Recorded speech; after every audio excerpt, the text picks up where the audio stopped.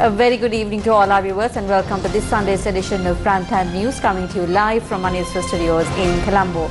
I'm Arundhati Mudanaka. Let's start off with a look at the stories making headlines this evening.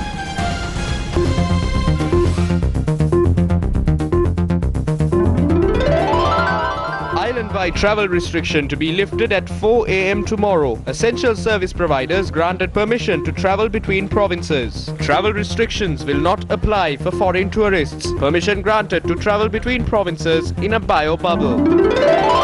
Second doses of the AstraZeneca vaccine to be delivered in 2 to 3 weeks. A statement from the Ministry of Health. Auditor General commences audit into Itukama COVID-19 fund.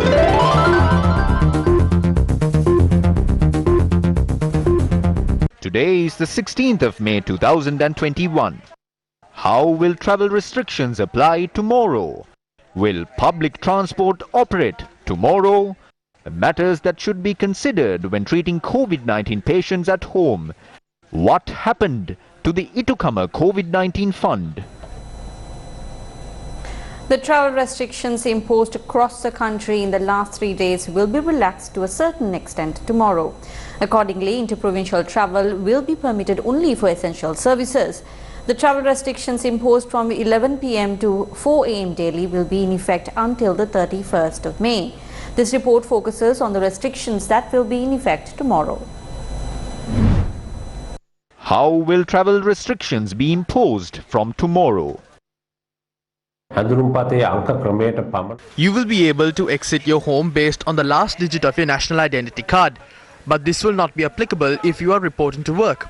You will be able to travel to work and return home. But the NIC system will be applicable if you leave your home for any other purpose. This regulation will be in effect from tomorrow until the 31st of May.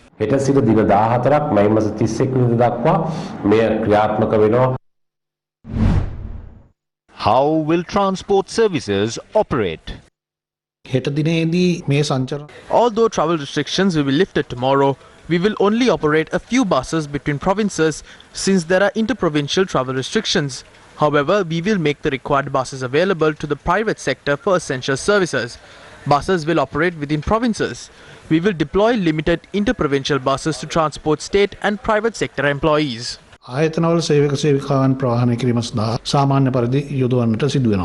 Will private transport services be in operation? The National Transport Commission says interprovincial buses have been advised to operate based on the necessity of state and private sector workers. According to the Director General of the Commission, Commander Nilan Miranda, the relevant services will be in operation from tomorrow. How will railway services operate? The Department of Railway says trains will be scheduled to travel from a number of main cities to Colombo for the ease of essential service providers in both the private and state sector. How will state institutions operate? According to the Ministry of Public Administration, state institutions will operate with limited staff from tomorrow. Secretary to the Ministry J.J. Ratnasiri said employees who travel between provinces must carry with them their company ID and a letter issued by the head of the institution. What is the progress on offering the second dose of the AstraZeneca vaccine? The Health Ministry has said that it expects to import sufficient stocks of AstraZeneca vaccines to be administered as the second dose in the coming weeks. Health Services Director General Dr. Asela Gunawardena said that discussions are being held with several countries, including the United States, on this matter. He noted that 600,000 doses of the vaccine would be imported in the coming days, since the recipients of the first dose have 4 weeks left to receive the second jab. Where was the vaccine administered today? The Chinese Sinopharm vaccine was administered in the Western Province today. Residents of several areas in the Western Province received the jab since this morning. 550 residents of the Kalamulla North and South Gramaliladari divisions received the Sinopharm vaccine at the St. Mary's Church in Kalathura today. 1,500 residents of Palliamulla and Gorakapula in Panadura also received the vaccine today. The administration of vaccines also took place at the Diamond Jubilee College in Gorakapula in accordance with health regulations. The vaccination program was carried out with the assistance of the Army at the Situmina Reception Hall today. We tried to receive the vaccine on numerous occasions. Since there was no proper process, we were unable to receive it. But today the army is carrying out this process in an organized manner.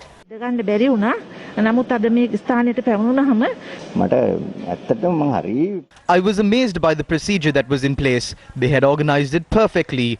Even in terms of maintaining the queues, they welcomed us cordially as well.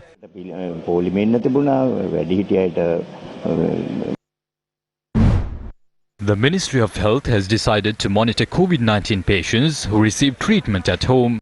The 117 hotline set up for the identification of COVID-19 patients and directing them to hospitals will operate from the operations center at the Disaster Management Center. When should a patient at home be hospitalized? We should realize the illness is worsening. First, you will experience fever. Then you might have a sore throat. These are the primary symptoms. If you experience breathing difficulties when performing tasks such as walking, you might have reached the pneumonia stage. If those symptoms intensify, travel to a hospital immediately.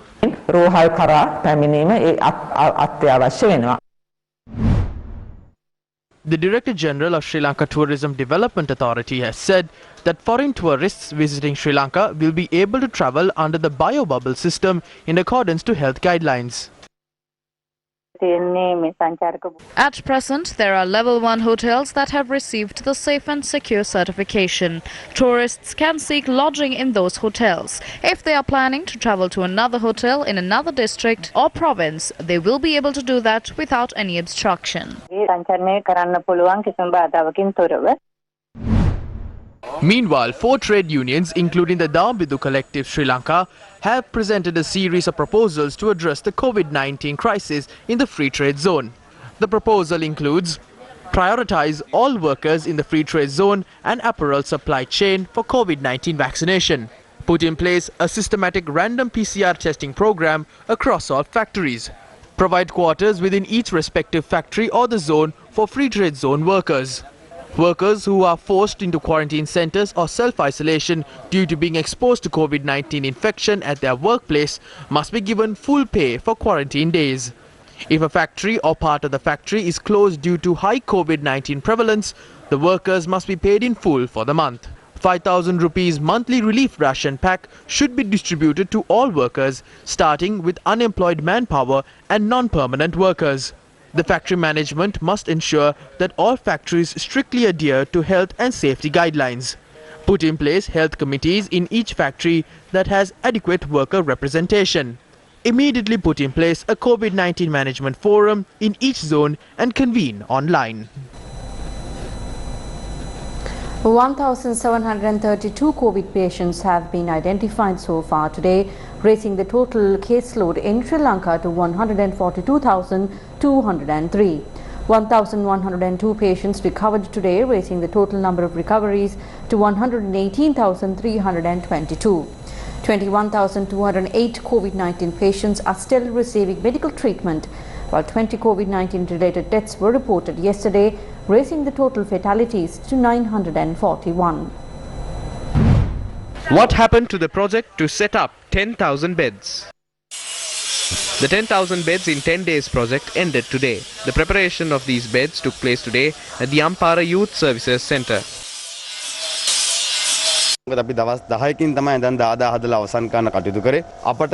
We constructed these 10,000 beds in 10 days. We have now received in excess of 10,000 beds. So we have decided to hand over the excess beds that we have received to treatment centers if the Ministry of Health has a requirement. We also hope to use the enthusiasm of the young people in the country in a similar program in the future. ඉදිරි කාල සීමාව තුලත් මේ තරුණයන්ගේ මේ උද්‍යෝගය සහ මේ සහභාගීත්වය තුලින් මේ වැඩසටහන සඳහා අවශ්‍ය උපරිම සහයෝගය ලබා දෙන්න. Meanwhile, the Itukama COVID-19 fund has been submitted to the Auditor General for an audit. This was confirmed to Newsfirst by Auditor General WPC Vikramaratne. He added that the audit of the Itukama COVID-19 fund has already begun. The Janata Vimukti Peramuna expressed its views on the COVID-19 fund and the government's effort to combat the pandemic. They are seeking assistance from donors to ensure that there are sufficient beds. The problem is that the government set up a fund. What happened to this COVID-19 fund? These are matters of serious importance. They established a tsunami fund and looted it. Now they have set up a COVID fund. No one knows what happened to the COVID-19 fund. But the minister in charge of COVID-19 has now been prompted to seek assistance from donors to ensure that there are sufficient beds. මම ඇමතිවරට කියන්න සිද්ධ වෙලා තියෙනවා දානපතියන්ගෙන් ඉල්ලන්න උදව් කරන්න ඇඳන් ටිකක් ගන්න කියලා. රැවුල ගිනිගත්තු මිනිහගෙන් සුරුට්ටු පත්තු කරන්න යනවා වගේ මේ බොරදී මාළු බහනවා වගේ ආණ්ඩුව මුළු රටම විපත කරේදී විපත ASCII ආණ්ඩුවට ඕන දේවල් කරගන්න.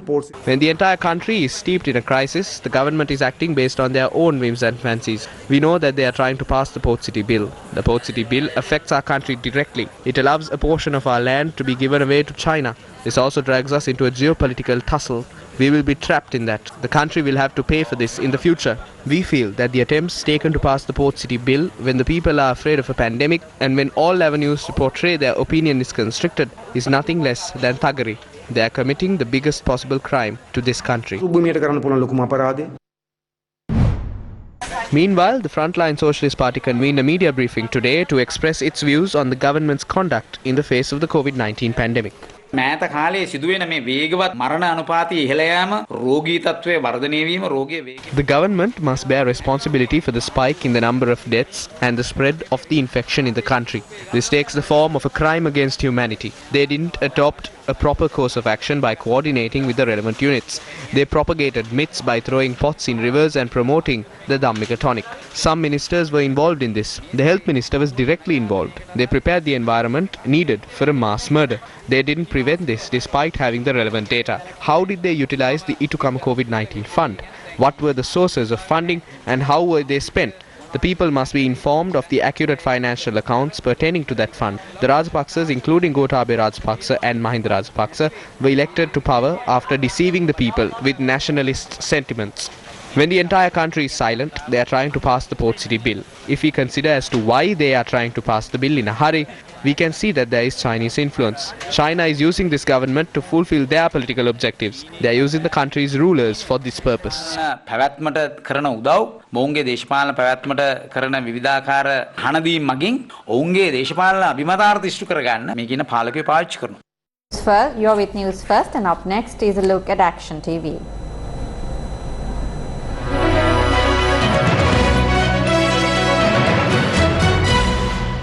Over the last few months, political interference has continued to affect decisions made in line with the recommendations of health authorities to combat the COVID-19 pandemic.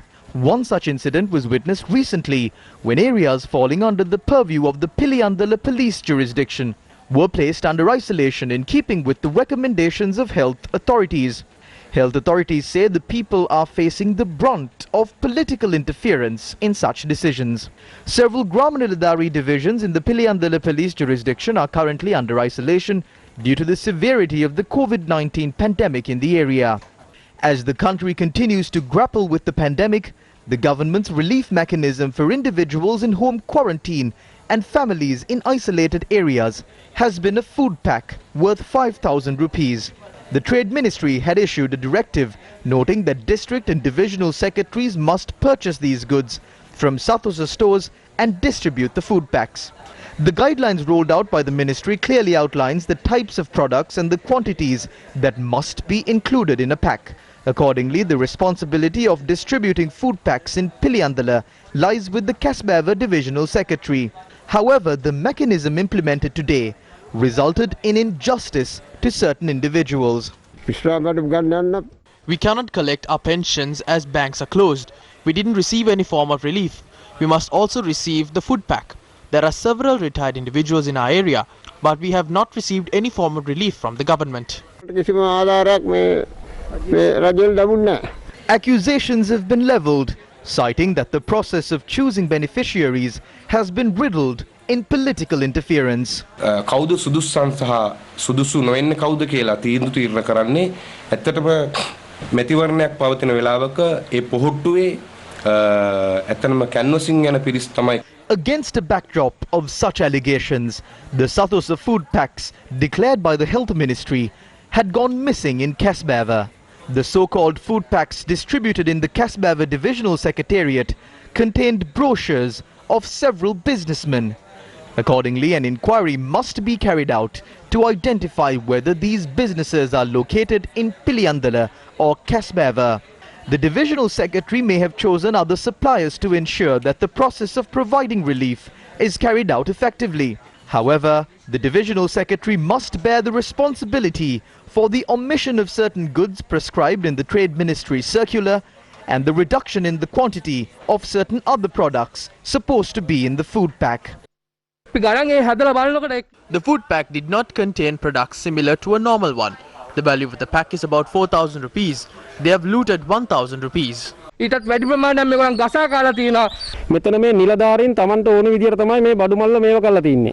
Will the people receive the commodities that were robbed from their food packs in Kasbeva? Shouldn't an in-depth investigation be carried out into this? Secretary to the Ministry of Internal Affairs, this is over to you.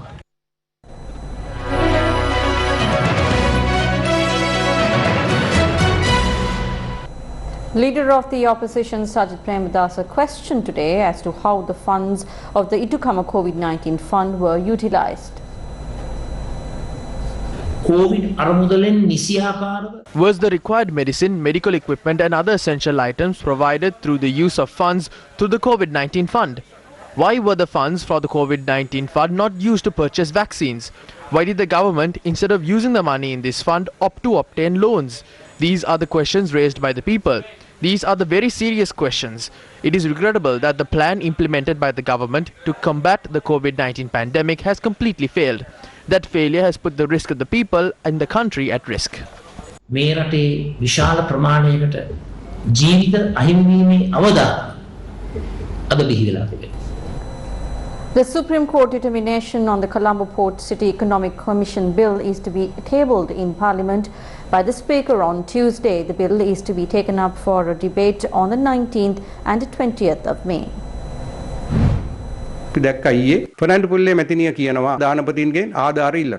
Yesterday we saw that Fernando Pulle was requesting assistance from donors. However, Minister Johnston Fernando insisted that they have sufficient funds.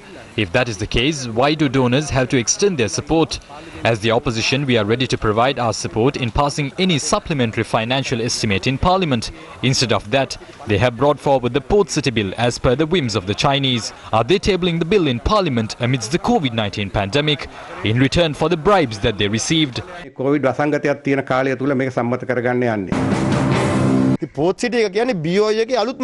Industrial zones are to be set up through the BOI. We set up garment factories. Are they suggesting that these children must be sent to work at garment factories? The Port City Bill creates a new market and a commercial zone for lawyers, engineers, accountants, individuals in the business sector, along with small and medium-scale entrepreneurs in future. This also means that a new world is being opened up for them. Those in the opposition faction, including the United National Party, are raising these concerns out of jealousy, as they were unable to do this during their tenure. What can we do about it?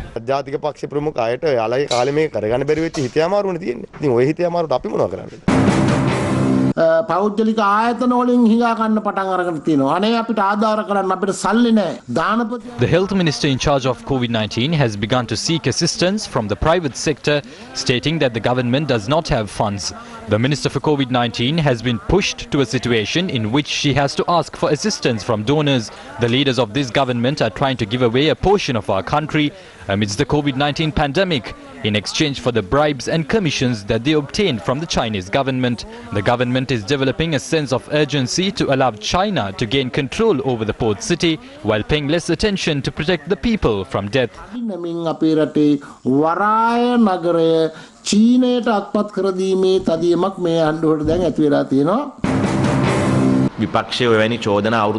The opposition has been levelling such allegations for several years.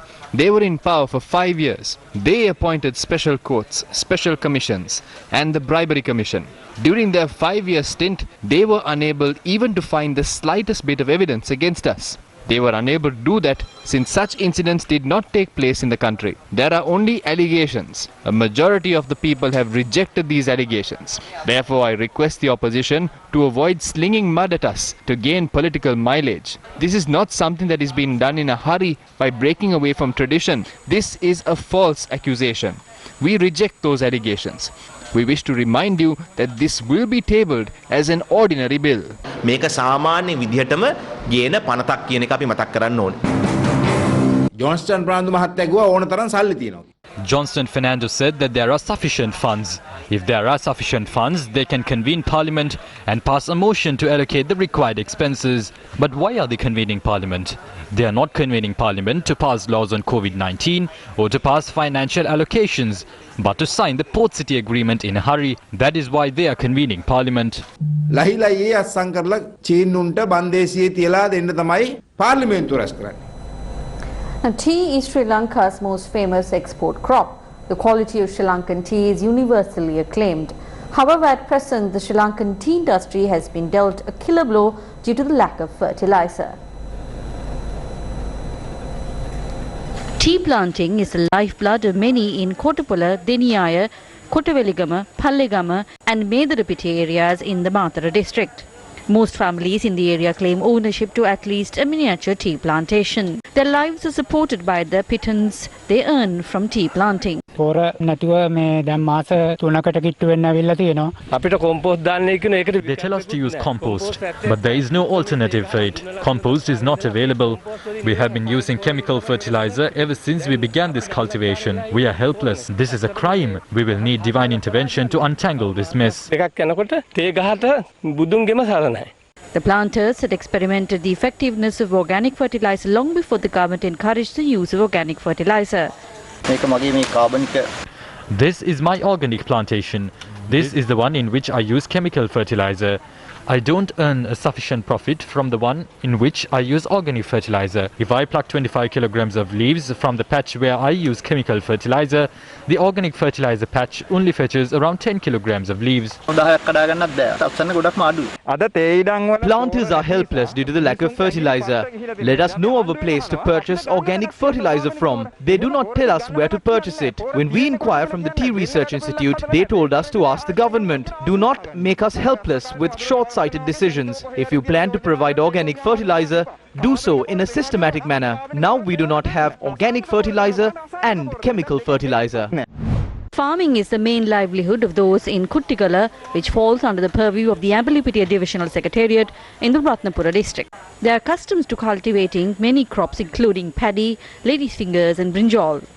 They lament the harvest for the Yalla season have dropped drastically owing to the lack of fertilizer. There is no fertilizer in the market. The ones that are available costs more than 2,500 rupees. If compost is provided, chemical fertilizer should be banned after compost is given to the farmer. අපි දැන් මේ රටේ ණය වෙලා අන්තිම 7 අසරණ වෙලා ඉන්නේ මේ. ගොවිතැන් කරුවට වැඩක් නැහැ. දැන් හාල් තහනම් කරුවාන් පස්සේ කන්නේ මක්ක. ඒ වගේ තමයි මේ කෙරුව වැඩි. While the country is battered by inclement weather and farmers in the country are severely impacted due to the lack of fertilizer, there are many more hardships faced by Sri Lankans living in rural areas that have fallen to deaf ears of the authorities. This is Nelliyadda in the Madulla Divisional Secretariat in the Monaragala district. Nelliyadda is located 100 kilometers away from the Monaragala town. There are 44 kilometers to Bibila town from Nelliyadda. 300 families reside in Nelliyadda, bearing a plethora of problems on their shoulders.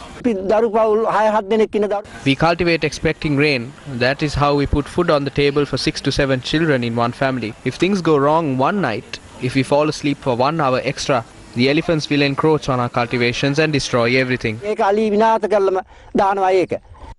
This is the property damage caused by wild elephants that encroached on the village from the Nilgala Forest Reserve. Wild elephants do not come in herds. Not sure whether they have been put here by someone. Whenever garbage is dumped here, the elephants come and topple the garbage and destroy our cultivations.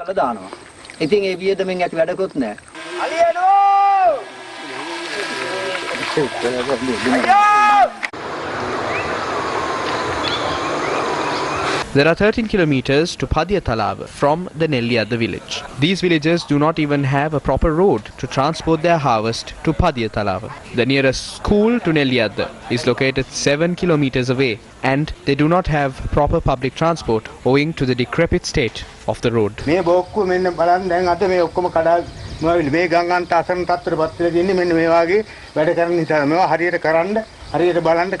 These villagers have to get through the day not having even the basic facilities such as electricity. Some of these villagers are still scarred by trauma caused by the 30-year-old war. Many in the village lost their lives due to attacks during the last few weeks of the humanitarian operation all the way back in 2009. People who deserted the village during the war were baffled when they found out that their lands were occupied by others when they returned. All these lands have been obtained from the Department of Wildlife Conservation. I was selling cashew nuts outside the Rambakan Oya for 3 years. When I returned from the Bibele market, garbage was dumped in my property. We cannot make ends meet by farming anymore. We might have to commit suicide in the future. We have problems from the Department of Wildlife Conservation and from wild elephants. The government has not provided us medicine or fertilizer. How are we to live? After A-levels or O-levels, the really smart and successful people choose ACBT. Call us and we'll tell you why. 23 years in Sri Lanka, managed by one of the largest education companies in the world, Navates Limited. Call ACBT on 077 3900. Also in local news, lab reports have shown that Litrogas Lanka Limited continues to mislead the people by making false claims on its new cylinder. Litrogas Lanka Limited has published a video on social media stating that its new 18-litre cylinder contains more propane compared to the regular 12.5 kilogram cylinder. In a letter to the Consumer Affairs Authority, the company claimed that the new cylinder contains between 40 and 50% of propane compared to 20% in the regular cylinder. But the lab reports have proved that this claim by Litrogas is false. The lab report obtained by the Consumer Affairs Authority shows that the old cylinder contains 41.94% of propane while the new cylinder contains only 40.93%. Making false or misleading statements on a product is an offence under the Consumer Affairs Authority Act. Previously, Litrogas Lanka Limited had erased the weight in a 12.5 kilogram cylinder and sold the latest product with the reduced quantity of gas. Section 10 subsection 4 of the Consumer Affairs Authority Act states that any person who tampers with the label of a product shall be guilty of an offence. However, legal action has not been taken against these violations. An entity that purchased two 12.5 kilogram cylinders now has to purchase 3 units of the new cylinder. I am stating this with responsibility. This will prompt an increase in the price of goods. They claim that the cylinder contains more propane and results in high efficiency. Will this enhance the taste of food? Through the use of fancy language, the government is allowing their henchmen to line their pockets even through gas. If the gas company is facing losses, then they can cut down on the 3 million worth allowances drawn by its chairman. If the Consumer Affairs Authority is not taking action, we will take action against this. All hotels will resort to an island-wide strike unlike any other day in history. ඒකම අපි සමස්ත වැඩ වර්ජනයක් සමස්ත වැඩ වර්ජන ලංකා ඉතිහාසයේ hotel හිමියා කවදාකවත් වැඩ වර්ජනය කළේ නැහැ. A leading cybersecurity firm has said that WhatsApp users will eventually have to switch to another messaging platform if they refuse to accept the updated policy. WhatsApp has said it will start sending reminders to users to accept its new policy and would make such reminders persistent after several weeks. However, leading technology security firm ESET said the app's functionality will become more and more limited over time once the persistent reminder appears. After this goes on for a few weeks, WhatsApp will no longer send any messages or calls to the user's device. Users who will refuse to accept the terms won't have their accounts deleted by the company. What's not changing? The privacy and security of your personal messages and calls do not change. They are protected by end-to-end encryption, and WhatsApp and Facebook cannot read or listen to them. What is changing? Enabling customer service. WhatsApp is making it easier to chat with businesses who may use Facebook business products. To respond to customers, some businesses need secure hosting services that Facebook plans to offer. Shopping experiences. Some businesses with a shop on Facebook or Instagram can also have shops on their WhatsApp business profile. This allows you to see a business's products on Facebook and Instagram and shop from it directly in WhatsApp.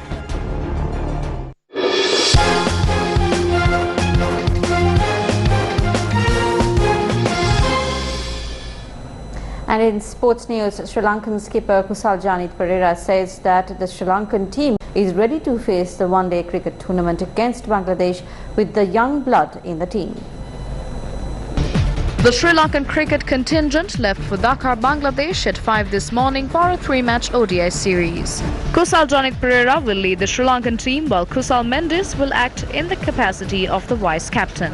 The Sri Lanka squad consists of 18 players.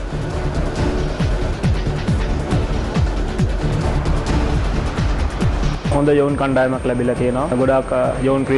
a good team of youngsters. The majority of the team are fresh players. They've all performed well at first class level. We are looking at how the team can perform to the best of their ability and we are trying our best to win this series. We have a good plan. We are trying to succeed as a team. The Sri Lankan team landed in Bangladesh this morning. A practice match among the players of the Sri Lankan squad is also scheduled for the 21st of this month prior to the tournament. The first ODI encounter between Sri Lanka and Bangladesh is scheduled to begin on the 23rd of this month in Dhaka. And with that, we wrap up tonight's edition of Primetime News. Thank you very much for joining us. For the News First team, I'm Arundhati Mudanayaka, together with our interpreter this evening, Brian De Cruz. Good night.